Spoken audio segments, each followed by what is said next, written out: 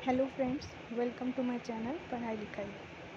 आज हम practical biology से रिलेटेड डिस्कशन करेंगे। ये एनसीईआरटी का प्रैक्टिकल बायोलॉजी है और ये क्लास 12th के लिए है और ये बुक में मेंशन्ड है एक्सरसाइज 14। तो एक्सरसाइज 14 में आपको आइडेंटिफाई करना है कॉमन डिसीज़ कॉजिंग ऑर्गेनिजम्स को, उसके सिम्टम्स देखने हैं और जो डिसीज़ के जो सिम्टम्स होते हैं उसको देखना है, उसको लिखना है। ठीक है, तो स्टार्ट करते हैं। इसके अंतर्गत आप 3 ऑर्गेनिजम्स पढ़ेंगे। मैं बैक टू बैक तीनों बताऊंगी। 4 ऑर्गेनिजम्स हैं, चारों मैं आपको बताऊंगी। ठीक है, चलिए स्टार्ट करते हैं। तो आज का हमारा जो डिसीज़ कॉजिंग पैथोजन या पैरासाइट है वो है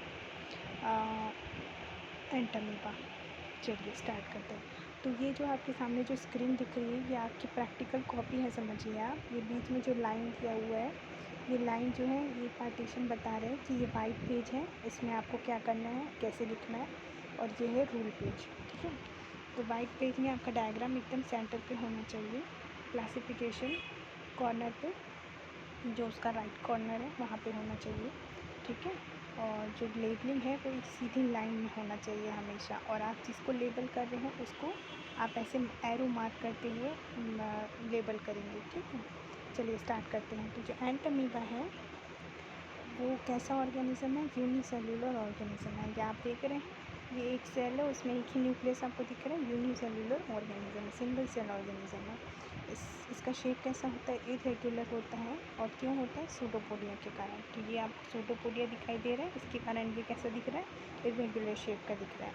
जो सूडोपोडिया की संख्या होती है इसमें या तो 1 होती है या 2 होती है। 2 कब होती है, जब इसको फूड को एनगल्फ करना होता है, तो इसकी संख्या कितनी हो जाती है, 2 हो जाती है। ठीक है, इसमें एक सिंगल न्यूक्लियस पाया जाता है जो कि इसेंट्रिक होता है, मतलब ये बीचों बीच पाया जाता है। ठीक है, ये सेल के बीचों बीच आपको देखने को मिलता है। जो इसका न्यूक्लियस होता है बहुत ख़ास तरीके का होता है। इसमें आप बाहर की ओर जो देख रहे हैं ग्रैन्यूल्स हैं, जिसे क्रोमैटिन ग्रैन्यूल कहते हैं। ठीक है, तो ये जो है न्यूक्लियस होता है, इसमें पेरिफेरल रिंग पाई जाती है ग्रैन्यूल की, जो न्यूक्लियर प्रोटीन की बनी हुई रहती है, और उसके सेंटर में कैरियोसोम पाया जाता है। सेंटर में आपको मास लाइक स्ट्रक्चर दिखाई दे रहा है। ठीक है, कंसनट्रेटेड स्ट्रक्चर दिखाई दे रहा है, वो क्या है, कैरियोसोम है।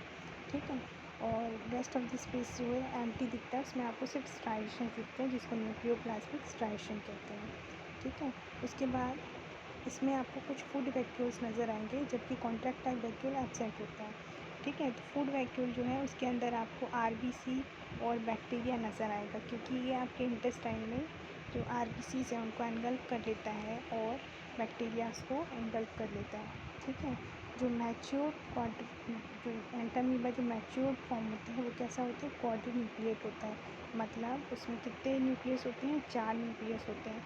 तो कुछ इस तरीके से रहेगा राउंड स्ट्रक्चर, उसका जो प्लाज्मा लेमा है वो क्या हो जाएगा, थिक हो जाएगा, और उसके अंदर 4 न्यूक्लियस मिलेंगे आपको। कितने न्यूक्लियस मिलेंगे, 4 न्यूक्लियस मिलेंगे। ठीक है, तो उसे कहते हैं सिस्ट फॉर्म होता है वो, और वो जो है ट्रांसमिट होता है। अगर आप साफ़ सुथरा खाना या साफ़ सुथरा पानी नहीं पिएंगे तो वो जो है क्योंकि स्टूल के थ्रू शरीर से बाहर आ जाता है, तो वो क्या हो जाएगा, कंटामिनेटेड फूड और कंटामिनेटेड वाटर से क्या होगा आपके शरीर में, ठीक है, एंटर कर जाएगा। तो ये होता है इसका ट्रांसमिट इन्फेक्शियस स्टेज होता है क्वाड्रीन्यूक्लिएटेड सिस्ट।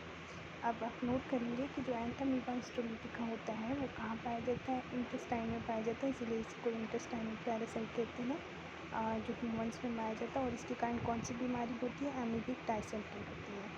इस बीमारी के लक्षण क्या हैं, आपको फ्रीक्वेंट लूज मोशंस होते हैं, जो म्यूकस फील्ड वाटरी स्टूल होता है। ठीक है, क्योंकि ये आपके लार्ज इंटेस्टाइन के म्यूकोसा और सब म्यूकोसा में इन्वाइट कर जाता है। तो जब आप कोई भी बाहरी ऑर्गेनिज्म या पैरासाइट जो है आपके इंटेस्टाइन के अंदर जाएगा तो बहुत से ज़्यादा म्यूकस निकलेगा, तो इसीलिए आपका स्टूल कैसा होता है, म्यूकस और वाटरी होता है। ठीक है, और क्योंकि ये आपके एब्डोमेन में एंटर कर चुका है, तो उसके कारण क्या होगा, जब ये एंटर करेगा, इन्वेट करेगा, तो आपको दर्द होगा, एब्डोमिनल पेन होता है। और बीच बीच में क्या होता है, क्योंकि इंटेस्टाइन क्या करता है, कोशिश करता है कि इसको एक्सपेल कर सके, लेकिन तो बीच बीच में क्या होता है, स्पाज्म होता है, स्पैज्म होता है, जिसे क्या बोलते हैं, ऐंठन होने लगती है। ठीक है, अब आप वाइट पेज में इसका क्लासिफिकेशन लिखेंगे। ये कौन से फाइलम से आता है? फाइलम प्रोटोजोआ से आता है। प्रोटोजोआ का मतलब क्या है? प्रोटो मतलब प्रिमिटिव, जोआ मतलब एनिमल। ये कैसे एनिमल है? प्रिमिटिव एनिमल है।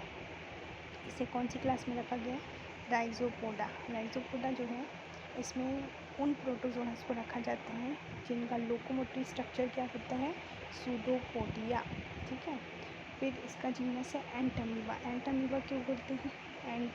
एंट मतलब एंटेरोन मतलब इंटेस्टाइन, और अमीबा मतलब अमीबा। तो अमीबा कहाँ पर रहता है? इंटेस्टाइन में रहता है। ठीक है। मैमल्स के कहाँ पे रहता है? इंटेस्टाइन में रहता है। और हिस्टोलाइटिका क्यों बोलते हैं? क्योंकि ये आपके टिश्यूज़ को इन्वेट करता है, यानी कि जो इंटेस्टाइन का जो टिश्यू है, म्यूकोसा, सब म्यूकोसा लेयर है, उसमें ये क्या करता है? इन्वेट करता है और उसका क्या करने लगता है? लाइटिका मतलब लाइसिस करने लगता है। तो इसीलिए इसका नाम क्या है? हिस्टोलाइटिका। ओके। अब हम इस डायग्राम को अच्छे से समझते हैं। जो डायग्राम आप बनाएंगे, क्योंकि आपको पता है एनिमल सेल में क्या नहीं होता है? Cell wall. तो क्या होता है? इसमें मेम्ब्रेन होती है, आउटर मेम्ब्रेन होती है। तो ये मेम्ब्रेन जो है क्या है? इसे प्लाज्मा लेमा कहते हैं। जो आउटर मेम्ब्रेन है इसे क्या बोलते हैं? Plasma lemma. फिर इसका जो साइटोप्लाज्म होता है, जो बाहर की ओर साइटोप्लाज्म होता है वो क्लियर और ट्रांसपेरेंट होता है, उसको क्या बोलते हैं? एक्टोप्लाज्म। जो अंदर की ओर होता है वो कैसा होता है? ग्रैन्युलर होता है और ट्रांसलूसेंट होता है, उसको बोलते हैं एंडोप्लाज्म। ठीक है। उसके बाद आपको ये जो बल्जिंग स्ट्रक्चर दिखाई दे रहा है इसे कहते हैं सूडोपोडिया। ये इसका लोकोमोटरी स्ट्रक्चर है।